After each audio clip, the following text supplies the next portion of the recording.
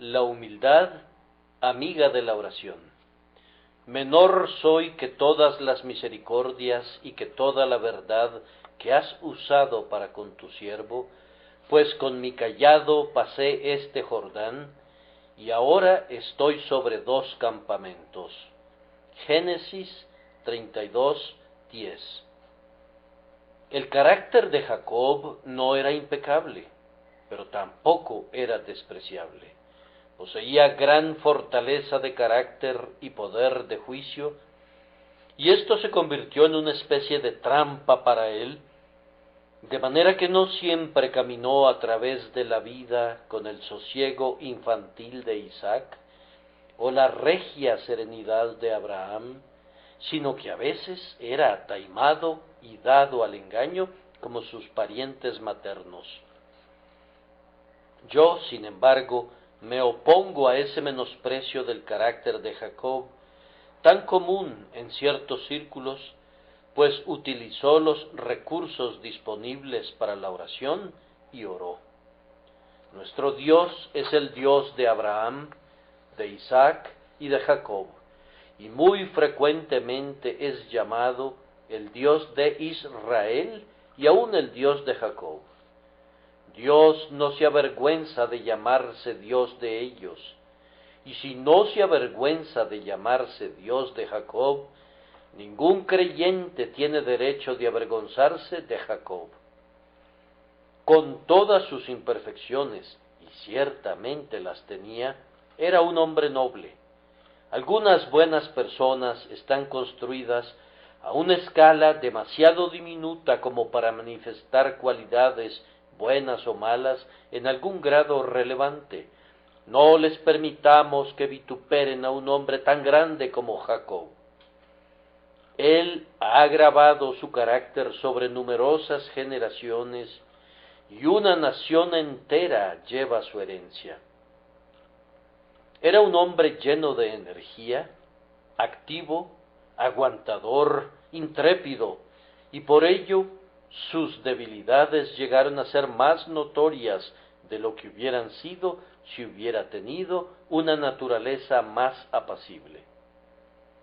No importa lo que se diga de él, era un maestro en el arte de la oración, y quien puede orar bien es un hombre magnífico. Quien puede prevalecer ante Dios, ciertamente puede prevalecer ante los hombres. Me parece que una vez que un hombre es enseñado a orar por el Señor, está preparado para enfrentar cualquier emergencia que se pueda presentar. Pueden estar seguros que le va a ir mal a cualquier hombre que luche contra un hombre de oración. Todas las otras armas pueden hacerse a un lado, pero el arma de un hombre de oración, aunque sea invisible y despreciada por el mundo, tiene un poder y una majestad que garantizan la victoria. La espada de la oración tiene un filo que traspasa la cota de mallas. Jacob fue un príncipe que prevaleció cuando se puso de rodillas. El Dr. Kittow, en su admirable libro Ilustraciones de la Biblia, tiene un capítulo sobre este pasaje que se titula La primera oración. Me permito diferir un poco en cuanto a ese título. Difícilmente se puede decir que esta sea la primera oración que está registrada en la Escritura. Admito que este excelente escritor excluya la oración de Abraham por Sodoma por considerarla una intercesión más bien que una oración. Pero hay otras oraciones de Abraham y otros casos de súplicas. Sin embargo, se puede decir que, en verdad, esta es la primera oración de un hombre por sí mismo en la Biblia, la cual nos llega en toda su extensión, y siendo la primera, puede verse hasta cierto punto como un ejemplo para los suplicantes que le seguirían. Si ustedes la examinan cuidadosamente, encontrarán que es un modelo valioso, que puede ser copiado por cualquier hijo de Dios en el día de su tribulación. Jacob comienza recordando el pacto: Dios de mi padre Abraham y Dios de mi padre Isaac. ¿Qué mejor argumento podemos tener que el pacto de un Dios fiel que ya ha cumplido a nuestros padres? Enseguida Jacob recuerda una promesa especial que se le había hecho. Esta promesa estaba envuelta en los pliegues de un precepto que estaba obedeciendo. Tú me dijiste: vuélvete a tu tierra y a tu parentela, y yo te haré bien. Mientras nosotros recurrimos al pacto general hecho con todos los creyentes en Cristo, podemos argumentar también de manera particular y especial cualquier promesa que haya llegado a nuestra propia alma por medio del Espíritu del Dios bendito. Enseguida procedió a mencionar su propia indignidad. Por la fe convirtió su propia imperfección en un argumento, como voy a mostrarles. Menor soy que todas las misericordias. Más aún, continuó suplicándole a Dios, exponiendo su peligro especial: líbrame ahora de la mano de mi hermano, de la mano de Esaú. También mencionó a su familia y el peligro en que estaban ante Dios, una fuerte súplica ante un Dios de amor como el que tenemos: no venga acaso y me hiera la madre con los hijos. Luego concluyó con lo que debe permanecer para siempre como una potente súplica a Dios: tú dijiste.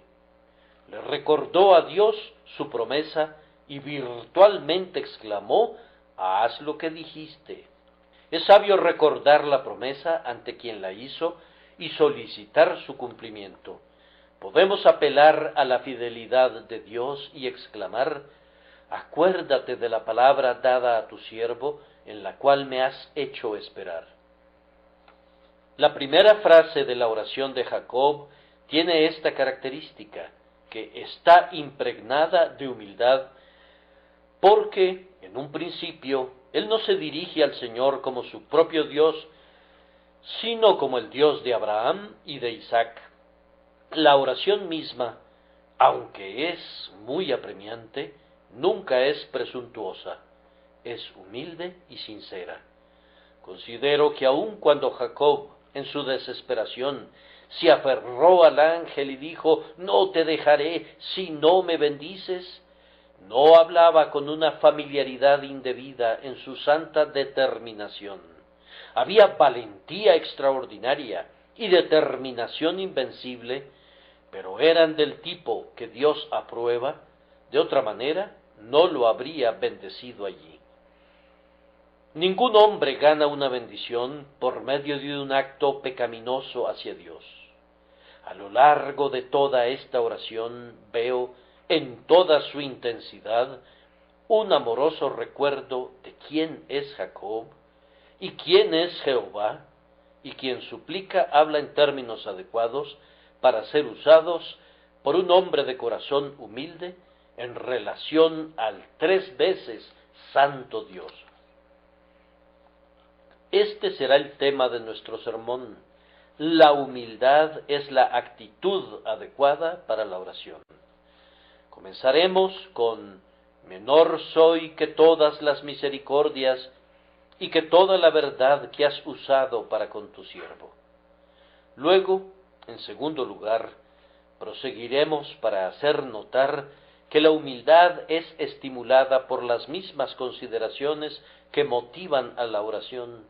Eso lo demostraré por medio del texto. Y en tercer lugar, la humildad sugiere y proporciona muchos argumentos que pueden ser utilizados en la oración.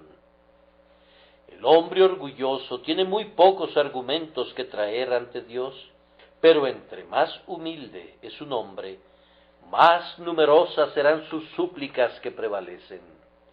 Orar es una actividad muy adecuada para un pecador, y un pecador es la mejor persona para practicar la oración.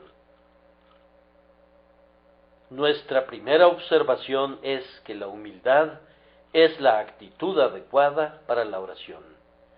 No creo que Jacob hubiera podido orar a menos que se hubiera quitado la vestidura de la justificación propia que usó en su controversia con Labán, permaneciendo desnudo ante la infinita majestad del Altísimo. Observen que aquí él habla no como si estuviera ante un hombre, sino ante Dios. Él exclama: menor soy que todas tus misericordias. Él había estado negociando con Labán, quien lo había esclavizado, que lo había usado de la manera más mercenaria, y que recién lo había perseguido con aguda ira, porque había abandonado su servicio conjuntamente con sus esposas e hijos para regresar a su país natal. A Labán no le dice: no merezco lo que poseo, porque, en cuanto a Labán, Jacob era merecedor de mucho más de lo que se le había pagado jamás en forma de salario. Con Labán utiliza muchas frases llenas de verdad, tanto de autorreivindicación como de justificación. La riqueza de Labán había crecido grandemente por los incesantes cuidados de Jacob. Él cuidaba los rebaños de Labán con diligencia constante, y dice: de día me consumía el calor, y de noche la helada, y el sueño huía de mis ojos. Declara que nunca había tomado un carnero del rebaño para alimentar a su propia familia, que de hecho él había trabajado por muchos años sin recibir ninguna retribución, excepto las hijas que llegaron a ser sus esposas. Y hasta llega a decir: si el Dios de mi padre, el Dios de Abraham y temor de Isaac, no estuviera conmigo, de cierto me enviarías ahora con las manos vacías. El mismo hombre que habla de esa manera a Labán se vuelve y le confiesa a su Dios: menor soy que todas tus misericordias. Esto es perfectamente consistente y verdadero. La humildad no consiste en decirte mentiras a ti mismo. La humildad es formarte un concepto correcto de ti mismo. Así, en lo referente a Labán, fue una posición correcta para un hombre que había trabajado tan duro por tan poco, reclamarle que él tenía derecho a lo que Dios le había dado. Y, sin embargo, ante Dios fue perfectamente honesto y sincero por parte de Jacob decir: menor soy que todas tus misericordias y que toda la verdad que has usado para con tu siervo.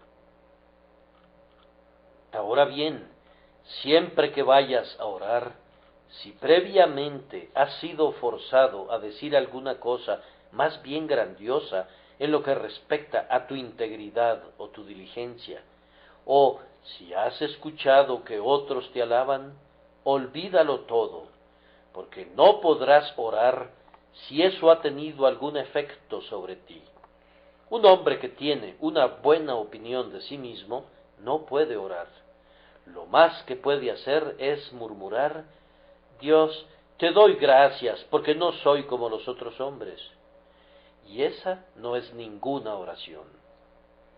Una elevada opinión de tu propia excelencia te provocará a mirar hacia abajo con desprecio a tu vecino, y eso es la muerte para la oración. Dios arroja fuera del templo las oraciones orgullosas. No puedes soportar tales provocaciones. Debes quitarte el calzado de tus pies cuando estés en tierra santa, ese mismo calzado que es muy adecuado para ti cuando tienes que pisotear al león y al dragón, ese mismo calzado que te queda bien y que te va bien cuando viajas por este gran desierto terrible. Ante tu Dios, quítate hasta lo que estás obligado a ponerte frente a esos hombres groseros. Cuando vemos a Jesús, decimos de él: yo no soy digno de desatar la correa del calzado. Señor, yo no soy digno, es nuestro clamor. Como Abraham, reconocemos que no somos sino polvo y cenizas, más pequeños que el más pequeño de todos los santos, honrados porque se nos permite cumplir cualquier ocupación mínima en la casa de nuestro Señor. Vean, pues, que era esencial que Jacob adoptara esta actitud correcta después de haber discutido con Labán. Era adecuado que al levantar sus ojos al cielo usara el lenguaje más humilde y de ninguna manera pretendiera algún mérito en la presencia del Dios 3 veces santo. Hermanos, ¿no sería adecuado que alguno de nosotros utilizara el lenguaje del mérito ante Dios? Porque no tenemos ningún mérito, y si lo tuviéramos, no necesitaríamos orar. Un anciano teólogo ha hecho la apropiada observación que el hombre que usa como argumento su propio mérito no ora, sino exige lo que se le debe. Si le pido a un hombre que me pague una deuda, no soy un suplicante, sino un demandante que reclama sus derechos. La oración de un hombre que piensa que tiene méritos equivale a entregar al Señor una orden judicial. No es presentar una petición, sino entregar una demanda. El mérito en realidad dice: págame lo que me debes. Muy poco obtendrá del Señor un hombre así, porque si el Señor sólo nos pagara lo que nos debe, aquel lugar de tormento sería nuestra pronta herencia. Si mientras vivimos aquí no recibimos más de lo que merecemos, seremos descartados y proscritos. Los mendigos más humildes obtienen más de lo que merecen. La vida misma es un don del Creador. ¿Por qué se lamenta el hombre viviente? Laméntese el hombre en su pecado. No importa cuán abajo estemos, aún así debemos reconocer que, por la misericordia de Jehová, no hemos sido consumidos, porque nunca decayeron sus misericordias. Cualquier otra actitud que no sea la de la humildad sería sumamente impropia y presuntuosa ante la presencia del Altísimo. Déjenme añadir, además, que en aquellos tiempos de gran presión en el corazón, no hay que temer que se inmiscuya la justicia propia. Jacob tenía pavor y estaba muy angustiado, y cuando un hombre está sumido en un estado así, el lenguaje más humilde es el más adecuado. Aquellos que tienen abundancia de pan presumen, mas los hambrientos piden.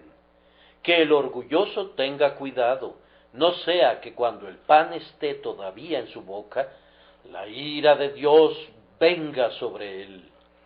Quien está sumido en la penuria, el que está afligido en su espíritu, quien yace a las puertas de la muerte, no ostenta plumas de pavo real y ni despliega sus galas. Entonces busca la misericordia del Señor y la pide. Este es su único grito: misericordia, misericordia. Descubre que no puede orar hasta que no haya llegado a su verdadera posición como alguien que no merece nada. Pero habiendo llegado a ese punto, entonces sí tiene un firme asidero, pues argumenta la absoluta soberanía de la gracia divina y el amor sin límites del corazón divino como razones sustanciales para la misericordia. Estoy persuadido de que fallamos a veces en nuestras oraciones porque no nos humillamos lo suficiente. Con tu rostro en tierra ante el trono podrás prevalecer. Si tú tienes alguna justicia propia, nunca tendrás la justicia de Cristo. Si no tienes pecado, nunca serás lavado en su sangre preciosa. Si eres fuerte, serás abandonado a tu propia debilidad. Si eres rico y próspero, saldrás vacío. Pero cuando puedas confesar verdaderamente tu nada y estar humildemente postrado ante Dios, Él te escuchará. De lo profundo, oh Jehová, a ti clamo. No hay oraciones que vuelen más rápido a las alturas que aquellas que se levantan de las profundidades. Cuando estés desnudo, el Señor te vestirá. Cuando estés hambriento, Él te alimentará. Cuando no seas nada, Él será tu todo en todo, porque entonces Él recibe toda la gloria y sus misericordias no son pervertidas para alimentar tu orgullo. Cuando nuestras misericordias engrandecen al Señor, recibiremos muchas más, pero cuando las utilizamos para el engrandecimiento propio, ya no las recibiremos más.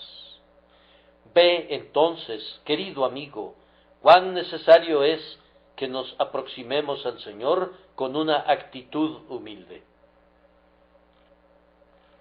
Fíjense bien en el tiempo presente del verbo tal como se utiliza en el texto. Jacob no dice, como podríamos haber pensado que hubiera dicho, menor fui que todas las misericordias y que toda la verdad que has usado para con tu siervo, sino que él dice, menor soy. No solamente alude a su falta de merecimiento cuando cruzó este Jordán con una vara en su mano, un pobre hombre desterrado. Él cree que era indigno entonces, pero aún ahora, viendo a sus manadas y a sus rebaños y a su gran familia y a todo lo que había hecho y sufrido, él exclama, menor soy. ¿Qué? ¿Acaso toda la misericordia de Dios no te ha hecho digno? Hermanos, la gracia inmerecida ni engendra ni es engendrada por el merecimiento humano. Si obtenemos toda la gracia que jamás podamos obtener, nunca seremos merecedores de esa gracia, porque la gracia entra donde no hay merecimiento y tampoco nos imparte merecimiento después cuando somos juzgados ante Dios. Cuando hemos hecho todo, siervos inútiles somos, pues lo que debíamos hacer, hicimos. No puedo soportar al hombre que, en sus necios discursos acerca de su propia perfección, habla como si hubiera llegado a ser digno de la gracia. El Señor tenga misericordia de esos arrogantes y los sujete con las amarras correspondientes, de manera que reconozcan que no son dignos. Cuando tú y yo lleguemos al cielo, aunque Dios pueda decir, andarán conmigo en vestiduras blancas porque son dignos, nunca será correcto que ninguno de nosotros diga que somos dignos de algo que Dios nos ha concedido. Nuestro salmo debe ser, non nobis Domine, no a nosotros, oh Jehová, no a nosotros, sino a tu nombre da gloria, por tu misericordia, por tu verdad. Tocar la alabanza que nos viene por medio de las operaciones de la divina gracia, aun con nuestro dedo meñique, sería una traición contra el Altísimo. Asumir por un momento que merecemos algo del Señor Dios es tan jactancioso, tan falso, tan injusto, que deberíamos aborrecer ese simple pensamiento y clamar como Jacob, menor soy. Job, que se había defendido previamente con vigor y posiblemente con amargura, tan pronto oyó a Dios hablándole en el torbellino, exclamó, de oídas te había oído, mas ahora mis ojos te ven. Por tanto, Me aborrezco y me arrepiento en polvo y ceniza. Postrarse ante el trono es la actitud adecuada de la oración. En la humildad está nuestra fortaleza para la súplica. En segundo lugar, seguiremos con el mismo pensamiento, pero lo pondremos bajo una luz un poco diferente, al notar que aquellas consideraciones que llevan a la humildad son la fortaleza de la oración. Observemos, primero, que Jacob mostró su humildad en esta oración por medio de un reconocimiento de la obra del Señor en toda su prosperidad. Él dice de todo corazón: todas las misericordias y toda la verdad que has usado para con tu siervo. Bien, pero Jacob, tú tienes inmensos rebaños de ovejas, y tú las ganaste, y por medio de tu cuidado se incrementaron grandemente. ¿No consideras que esos rebaños son logros completos tuyos? Seguramente tú debes ver que tú fuiste muy dedicado, prudente y cuidadoso, y no fue así como llegaste a ser rico. No, él hace una revisión de sus múltiples propiedades y habla de ellas como misericordias, misericordias que el Señor ha mostrado a su siervo. Yo no pongo objeciones a los libros acerca de hombres que han triunfado por su propio esfuerzo, pero temo que esos hombres que se preocupan por el autodesarrollo tienen una gran tendencia a adorar a quienes los escriben. Es muy natural que así lo hagan. Pero, hermanos, si somos productos de nuestro propio esfuerzo, estoy seguro de que tuvimos un muy mal hacedor y debe haber muchos defectos en nosotros. Sería mejor que fuéramos molidos hasta volvernos polvo otra vez y ser hechos de nuevo para ser hombres hechos por Dios. Escucha, oh orgulloso mortal, que eres producto de tu propio esfuerzo. Pues qué, si has ganado todo, ¿quién te dio la fortaleza para ganarlo? Pues qué, si tu éxito es debido a tu sagaz sentido, ¿quién te dio la habilidad y la visión para ver hacia adelante? Pues qué, si has sido frugal y trabajador, ¿por qué no permaneciste pródigo como otros, gastando en el desenfreno lo que Dios te concedió? Oh amigo, si tú eres elevado una pulgada por sobre el estercolero, debes bendecir a Dios por ello, porque es del estercolero de donde te ha sacado. Dios ayuda a sus siervos cuando aún son débiles, pero cuando ellos se imaginan que son fuertes, frecuentemente los humilla. Cuando exclamamos: «Vean esta grandiosa Babilonia que edifiqué», tal vez Dios no nos abandone, pero Él nos abatirá. Él no descartó a Nabucodonosor, pero permitió que perdiera la razón y que se volviera como las bestias del campo. Si actuamos como brutos, el Señor puede permitir que nos convirtamos en bestias también en otras cosas. El uso de nuestro poder de razonamiento es una dádiva de la caridad celestial que nos debe llevar a una profunda gratitud, mas nunca al orgullo por causa de nuestras habilidades superiores. Si estamos fuera de la confusión general, debemos bendecir al Señor de la manera más humilde. ¿Nos atreveremos a gloriarnos en nuestros talentos? ¿Presumirá el hacha frente a quien la utiliza para cortar con ella? ¿Acaso la red de pescar se exaltará a sí misma ante el pescador que barre el mar con ella? Eso sería una insensatez, seguramente, una insensatez que provoca a Dios. En la medida que Dios hace tanto por nosotros, debemos sentirnos abrumados por el peso de la obligación que el amor acumula sobre nosotros. Eso puede proporcionarnos un sostén para nuestra oración a Dios, pues ahora podemos decir: Señor, tú has hecho todo esto por mí. Es claro que tu mano ha estado en toda la felicidad de tu siervo. Que tu mano esté conmigo todavía. Oh hombre que te haces a ti mismo, cuando hayas logrado hacerte, ¿podrás conservar y preservar eso que logres? ¿Tienes la esperanza de ir al cielo y quitarte el sombrero y decir: «Hosana a mí mismo»? ¿Te das cuenta de esa vanagloria? Si tú buscas tu propia gloria, no encontrarás lugar en esa ciudad en donde la gloria de Dios es la omnipresente dicha del lugar. Entonces, pues, lo que tiende a mantenernos humildes, también se convierte en una ayuda para nosotros en nuestra oración. El siguiente punto es una consideración de las misericordias de Dios.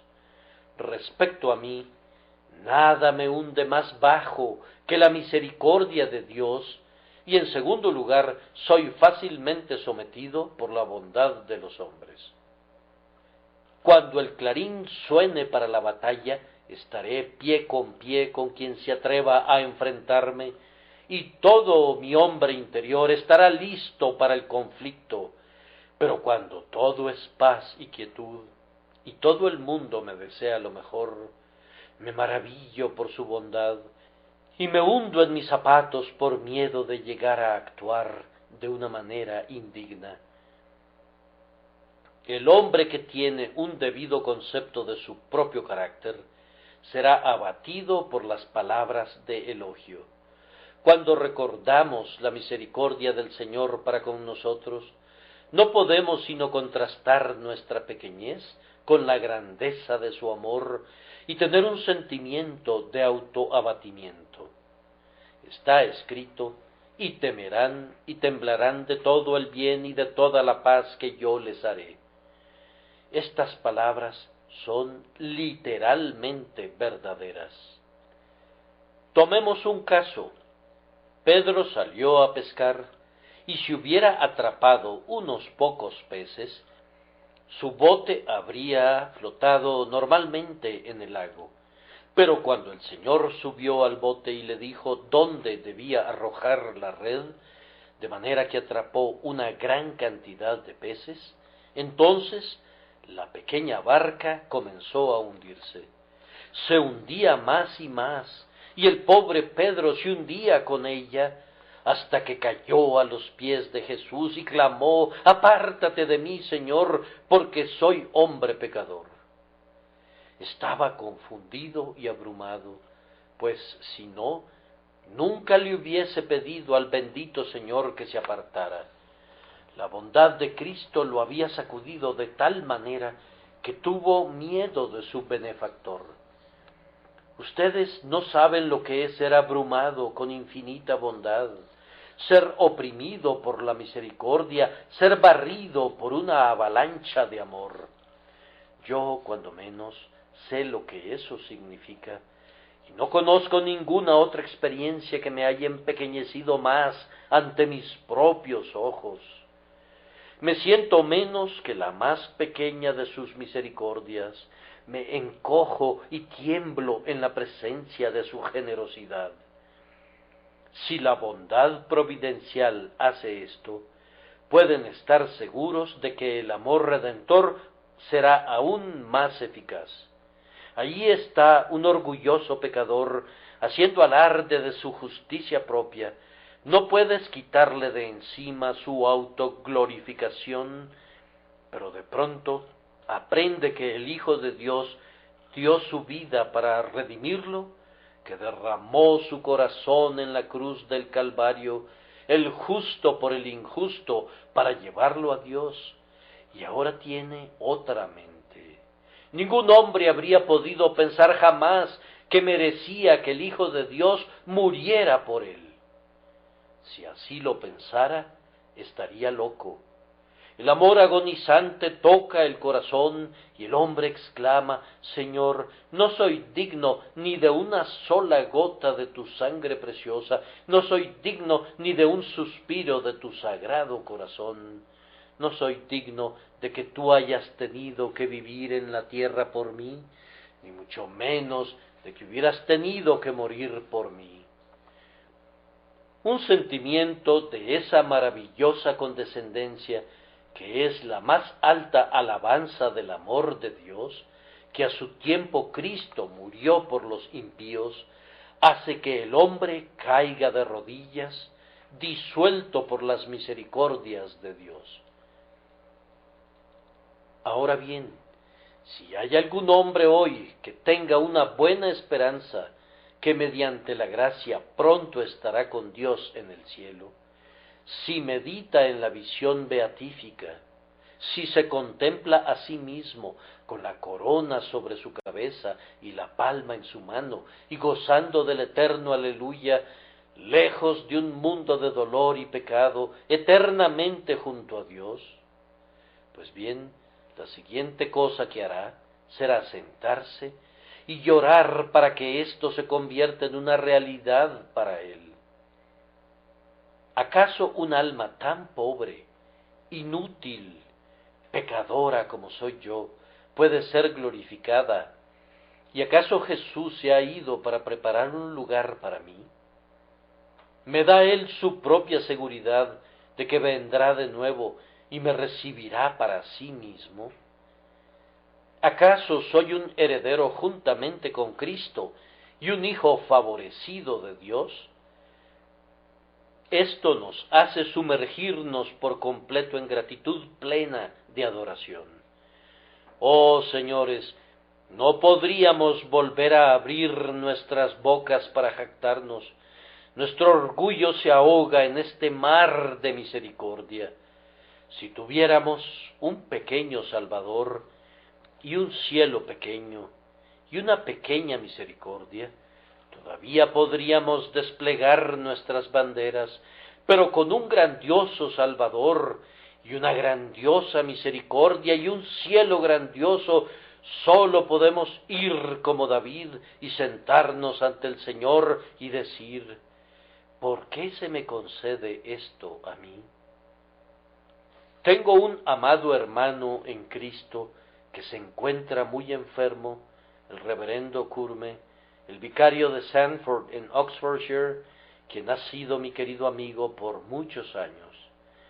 Él es un espejo de humildad y divide su nombre en dos palabras: Curme, que significa ¿por qué yo?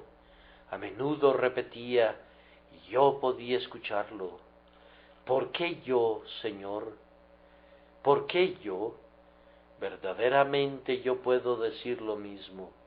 Curme, ¿por qué se me permitió oír tu voz y entrar donde hay lugar, mientras miles hacen una elección desdichada, prefiriendo morirse de hambre sin entrar? Esta extraordinaria bondad del Señor tiende toda ella a promover la humildad y a ayudarnos a la vez en la oración. Pues si el Señor es tan grandemente bueno, podemos adoptar el lenguaje de la mujer fenicia cuando el Señor le dijo: no está bien tomar el pan de los hijos y echarlo a los perrillos.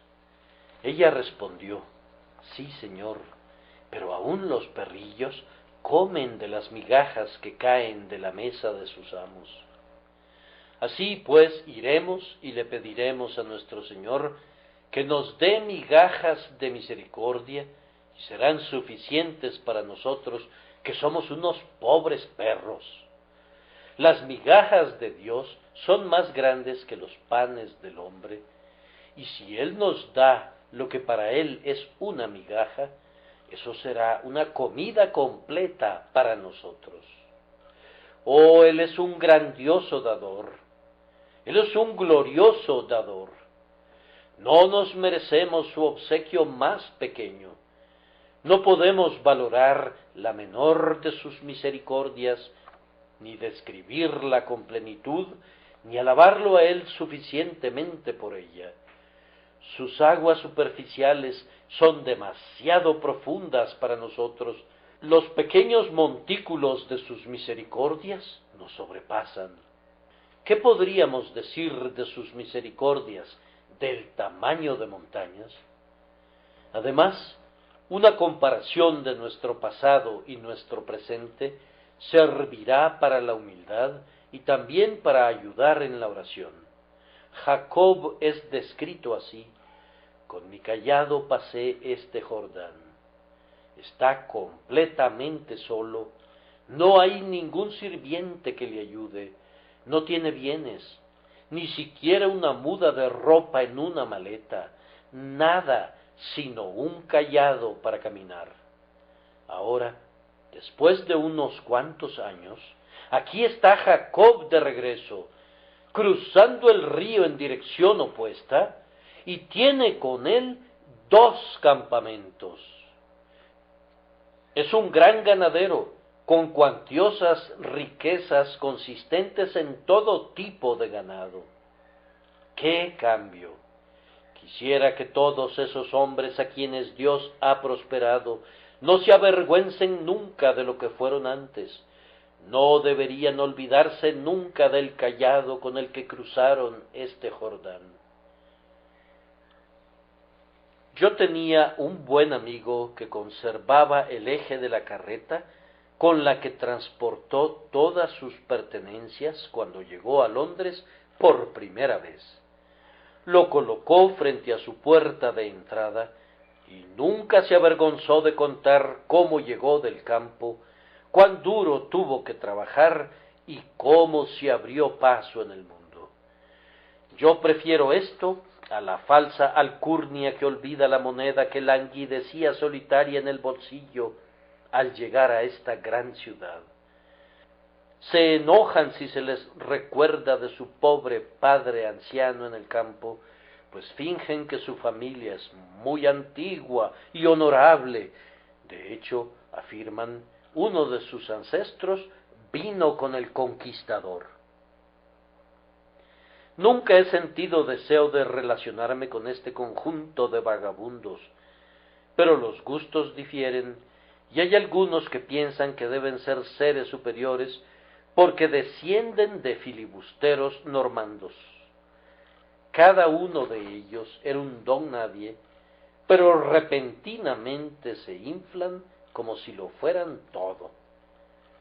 Observen que Jacob no dice: hace años estaba en mi hogar con mi padre Isaac, un hombre de vastas propiedades, ni habla de su abuelo Abraham como un noble proveniente de una antigua familia de Ur de los Caldeos que se codeaba con monarcas.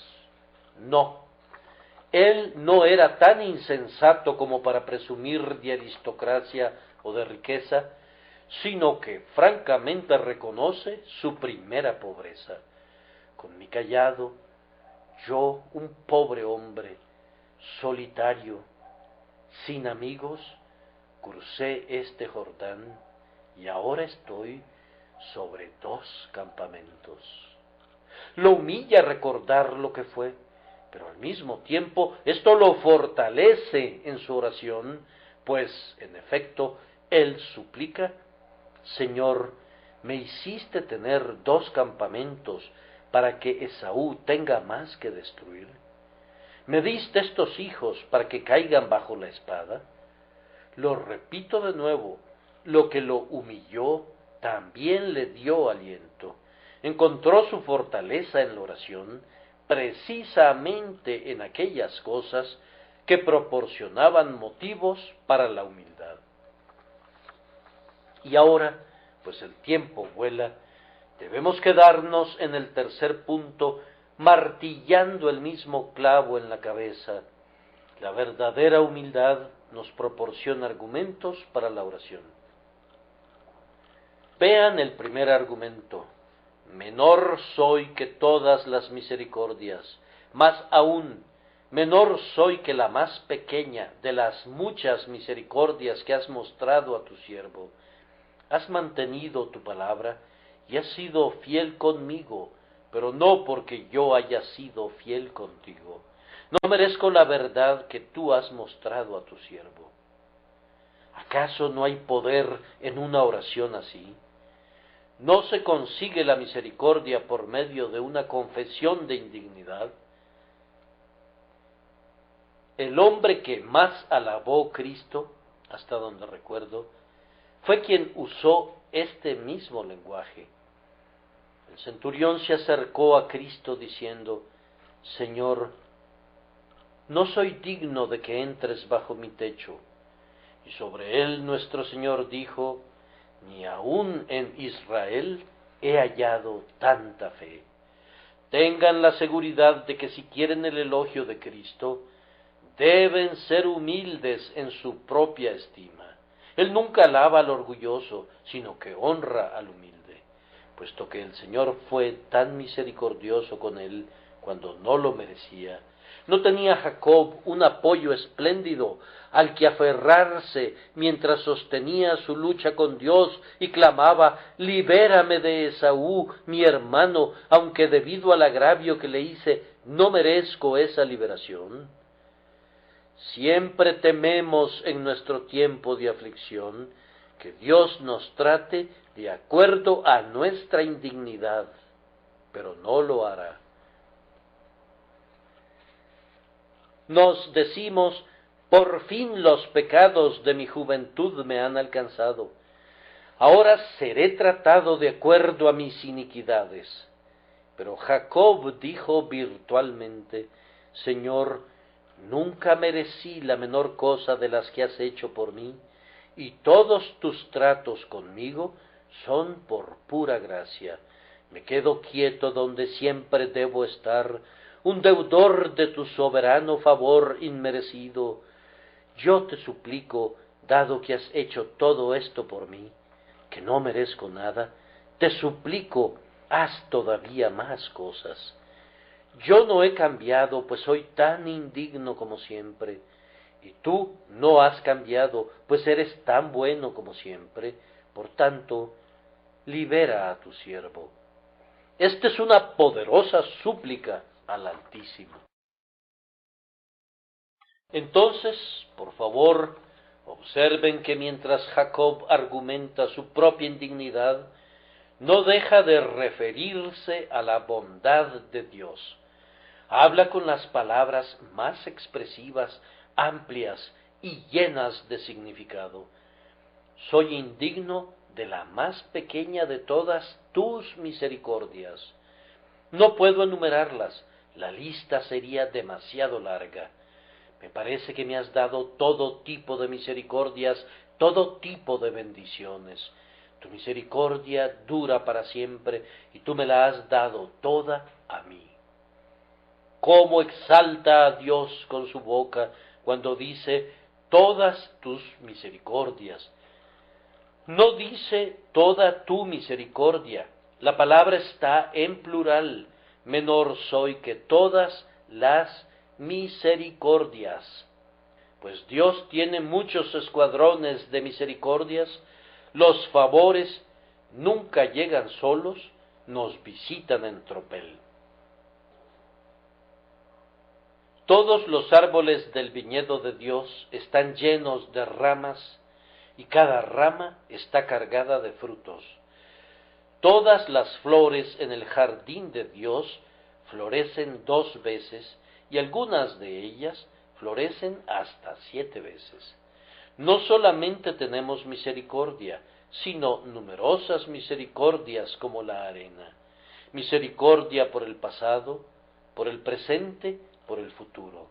Misericordia para mitigar las penas, misericordia para purificar las alegrías, misericordia por nuestras cosas pecaminosas, misericordia por nuestras cosas santas.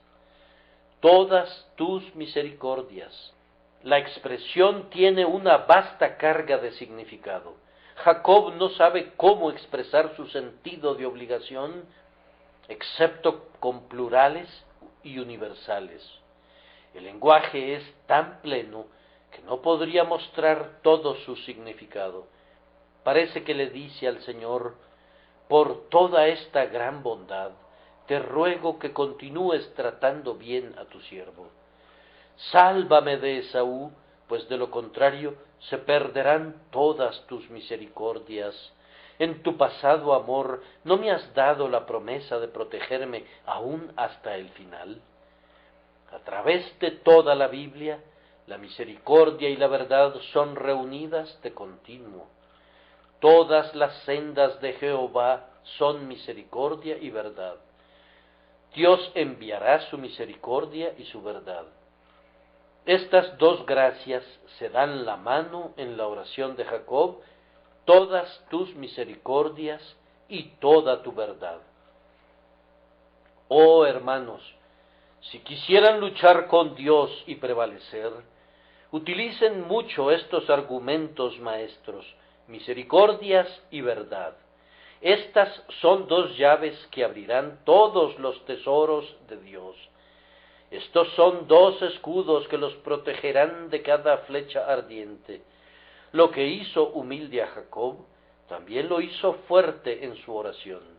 La gratitud por la misericordia lo hizo inclinarse ante Dios, pero también le permitió asir al ángel con la mano de la importunidad creyente. Observen enseguida cómo dice, tu siervo. Toda una súplica está escondida en esa palabra. Jacob podría haberse llamado a sí mismo por otro nombre en esta ocasión. Menor soy que todas las misericordias y que toda la verdad que has usado para con tu hijo. Hubiera sido cierto, pero no hubiera sido adecuado. Supongan que hubiera dicho, para con tu elegido. Eso hubiera sido cierto, pero no hubiera sido tan humilde. O para con quien hiciste el pacto.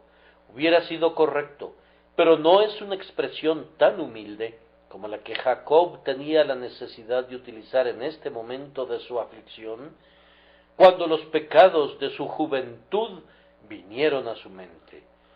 Parecía decir, Señor, soy tu siervo, tú me ordenaste venir aquí, y aquí he venido por ese mandato. Por consiguiente, protégeme. Seguramente un rey no quiere ver a su siervo ultrajado cuando está dedicado al servicio real. Jacob estaba en la senda del deber y Dios quería hacer de ella la senda de la seguridad. Si hacemos de Dios nuestro guía, Él será nuestra protección. Si es Él nuestro comandante, Él será nuestro defensor. No permitirá que ningún Esaú ataque con su espada a uno de sus Jacobs. Cuando nos arrojamos totalmente en el Señor por una obediencia creyente, podemos estar seguros de que Él nos sostendrá y nos sostendrá completamente. A los amos se les ordena dar a sus siervos lo que es justo y equitativo, y podemos estar seguros de que nuestro Señor en el cielo hará lo mismo con cada uno de nosotros que le servimos. Jacob estaba en peligro por su servicio, y por consiguiente el honor del Señor estaba comprometido a protegerlo. Puede parecer algo pequeño ser un siervo, pero es un gran argumento a la hora de la necesidad. Así lo usó David. Haz resplandecer tu rostro sobre tu siervo. No escondas de tu siervo tu rostro, porque estoy angustiado. Apresúrate, óyeme. Salva tú, oh Dios mío, a tu siervo que en ti confía. Estos no son sino ejemplos de las formas en que los hombres de Dios usaban su posición de siervos como un argumento para la misericordia. Jacob tenía otro argumento que mostraba su humildad, y ese era el argumento de los hechos. Con mi cayado, dice, pasé este Jordán que fluía cerca y que recibía al Jaboc. Le trae mil cosas a la mente, estar en el viejo lugar otra vez. Cuando lo atravesó primero, él iba al exilio, pero ahora regresa como un hijo para ocupar su lugar con la amada Rebeca y su padre Isaac, y no podía sino sentir que era una gran misericordia ir ahora en una dirección más feliz que antes. Contempló su cayado y recordó cómo, atemorizado y tembloroso, se había recargado en él cuando seguía su marcha apresurada y solitaria. Con este cayado es todo lo que tenía. Lo observa y contrasta su condición presente y sus dos campamentos con aquel día de pobreza, aquella hora de huida presurosa. Esta mirada al pasado le hizo sentirse humilde, pero seguramente fue una fortaleza para él en la oración. Oh Dios, si me has ayudado desde la necesidad apremiante hasta tener toda esta riqueza, tú puedes ciertamente preservarme del presente peligro.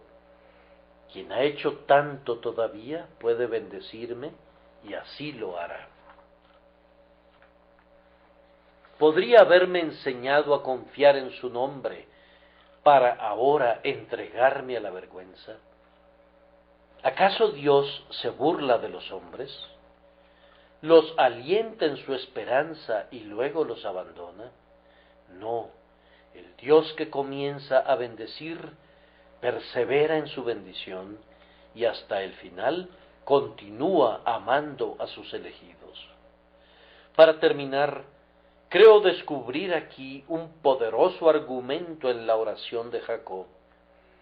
No dio a entender que aunque Dios lo había hecho prosperar tan abundantemente, con ello había venido una responsabilidad mayor. Él tenía que preocuparse más que cuando poseía menos. Su deber se había incrementado con el incremento de sus posesiones. Él parece decir: Señor, cuando antes pasé por este camino, no tenía nada, solo un cayado. Solo de él tenía que preocuparme. Si lo hubiera perdido, hubiera podido encontrar otro. Entonces tuve tu amada y bondadosa protección, que fue mejor para mí que todas las riquezas. ¿Acaso no la tendré más?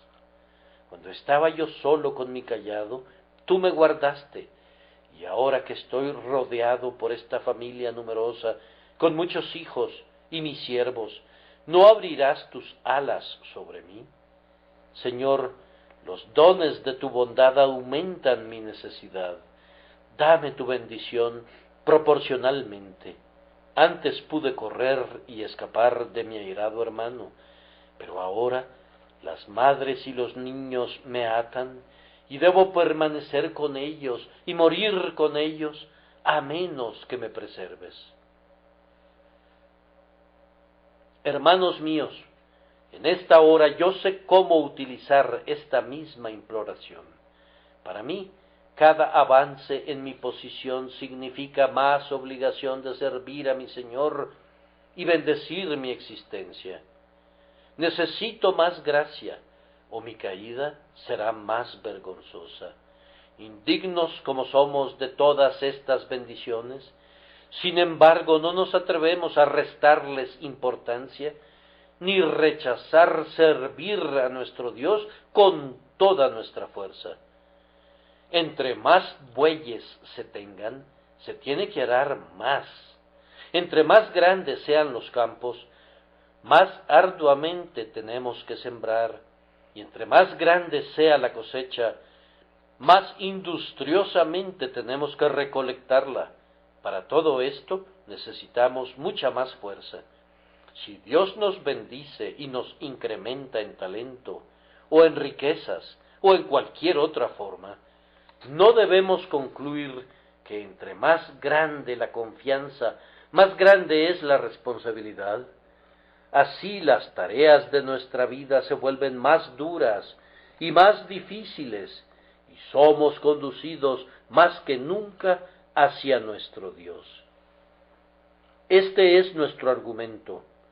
Oh Señor, me has impuesto un servicio más amplio. Dame más gracia. En tu bondad has confiado más talentos al que tenía 10 talentos. ¿No me darás más ayuda para poner todo a interés por causa de tu nombre? Sí, hermano, a medida que Dios te eleve, inclínate más y más a sus pies. Consagra aún más enteramente todo tu ser a Dios. Da gracias si tu dinero te ha producido más dinero. Y si Él hace más por ti, no descanses hasta que el dinero se haya duplicado. Deja que la bondad de Dios, en lugar de llegar a ser un manto para tu orgullo o un lecho para tu pereza, sea un incentivo para tu trabajo, un estímulo para tu celo, que ayude a tu humildad, pero al mismo tiempo aliente tu confianza cuando te acerques a Dios en la oración, para sentir cuán grandemente estás obligado a servir al Señor. Queridos amigos, el Señor ha estado atento a nosotros como iglesia y nos bendecirá. Hemos obtenido a través de nuestro Señor Jesús y de su Espíritu bendiciones tan grandes que yo puedo decir que somos indignos de la más pequeña de esas misericordias. ¿Acaso no las usaremos para la gloria de Dios? Sí, más que nunca, pues estamos decididos a orar más y a creer más y a trabajar más y a estar llenos de valor y de nuevo para que el nombre y la verdad de Jesús sean conocidos en cualquier lugar donde se oiga nuestra voz. Mientras las lenguas puedan hablar y los corazones puedan latir, si Dios nos ayuda, viviremos para Jesús nuestro Señor.